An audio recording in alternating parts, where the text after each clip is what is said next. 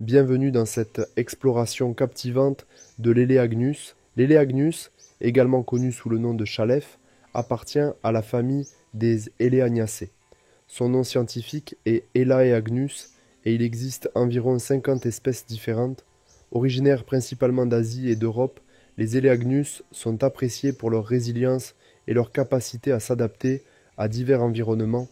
L'Eleagnus se distingue par ses feuilles persistantes ou semi-persistantes selon les variétés.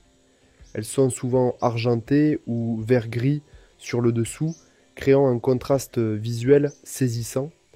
Cet arbuste est apprécié pour son feuillage dense et son port compact, parfait pour former des haies ou des écrins de verdure. L'Eleagnus fleurit généralement au printemps ou à l'automne selon l'espèce.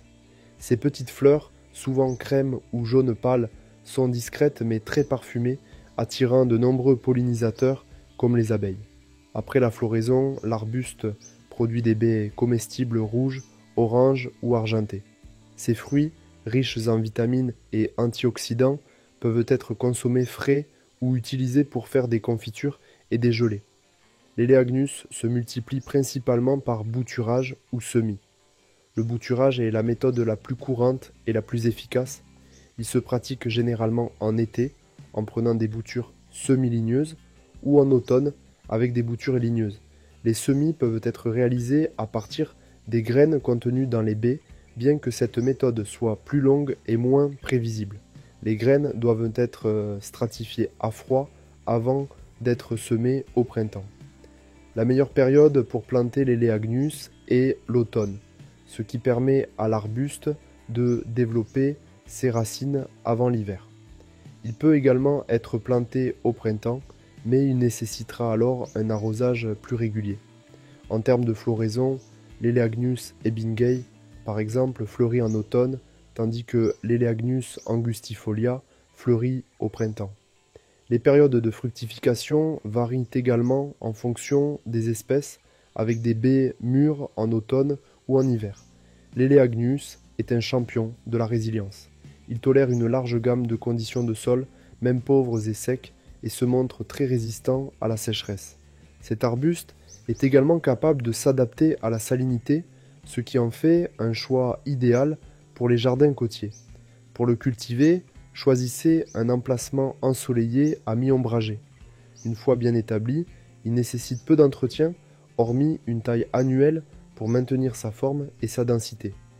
En aménagement paysager, l'Eleagnus est extrêmement polyvalent.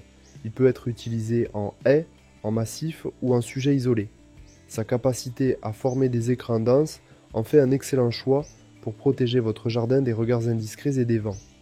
De plus, certaines variétés, comme l'Eleagnus pungens, sont dotées de branches épineuses, ajoutant une dimension de sécurité supplémentaire. L'Eleagnus joue également un rôle crucial dans l'écosystème. En fixant l'azote grâce à ses racines, il enrichit le sol et favorise la croissance des plantes voisines.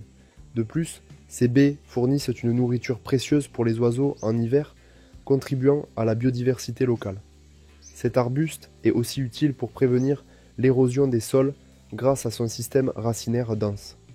En résumé, l'Eleagnus est un arbuste remarquable, alliant beauté, utilité et résilience. Que vous cherchiez à embellir votre jardin, à créer une haie protectrice ou à soutenir la faune locale, l'Eleagnus est un choix de premier ordre. Alors, pourquoi ne pas lui faire une place dans votre espace vert? Vous serez récompensé par sa robustesse et son charme intemporel. Merci d'avoir regardé cette vidéo sur l'Eleagnus. N'hésitez pas à laisser vos commentaires et à partager vos expériences avec cet arbuste fascinant. A bientôt pour de nouvelles découvertes botaniques.